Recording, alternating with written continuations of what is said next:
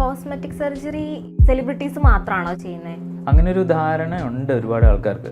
ഇത് ഗ്ലാമറിന് വേണ്ടി മാത്രമാണ്, അതീവ സുന്ദരനോ സുന്ദരിയാകാൻ വേണ്ടി മാത്രം ചെയ്യുന്നതാണ്, സിനിമാ താരങ്ങൾ മാത്രമാണ് ചെയ്യുന്നതാണ് പലരുടെയും ധാരണ. പക്ഷേ 90-95% നമ്മുടെ അടുത്ത് വരുന്ന ആൾക്കാരും നോർമൽ ലൈഫിലുള്ളവരാണ് വരുന്നത്. കാരണം കോസ്മെറ്റിക് സർജറി അധികവും ചെയ്യുന്നത് നോർമൽ ആവാൻ വേണ്ടിയിട്ടാണ്. എന്തെങ്കിലും പ്രോബ്ലംസ് ഉണ്ട്, സപ്പോസ് ഇപ്പോൾ നമുക്ക് മൂക്കിൽ എന്തെങ്കിലും പ്രശ്നമുണ്ട്, അല്ലെങ്കിൽ എവിടെയെങ്കിലും ഫാറ്റിൻ്റെ ബൾജുണ്ട്, അല്ലെങ്കിൽ ഏതെങ്കിലും ഒരു ശരീരഭാഗം നോർമൽ അല്ല, അബ്നോർമലാണ്, ഇത് ആൾക്കാരിൽ അവരുടെ ശ്രദ്ധ ആകർഷിക്കുന്നുണ്ട്, അതിലൂടെ നമ്മുടെ ഒരു കോൺഫിഡൻസ് കുറവ് വരുന്നുണ്ട്. അങ്ങനെ ഉള്ളവരാണ് അധികവും കോസ്മെറ്റിക് സർജറിക്ക് വരുന്നത്. അവർക്ക് ഈ ഒരു അപാകത മാറ്റിയെടുത്ത് നോർമൽ ആവണം, അങ്ങനെ ആഗ്രഹിക്കുന്നവരാണ് ഏറ്റവും അധികം കോസ്മെറ്റിക് സർജറിക്ക് വേണ്ടി വരുന്നത്. സെലിബ്രിറ്റീസ് വരുന്നുണ്ടാവാം, ഇതുപോലെ നോർമൽ ആയിട്ടുള്ളവർക്ക് കുറച്ചും കൂടെ ബെറ്റർ ആവണം എന്നുള്ള ആഗ്രഹങ്ങളുണ്ട് ഉള്ളവരുണ്ടാവാം.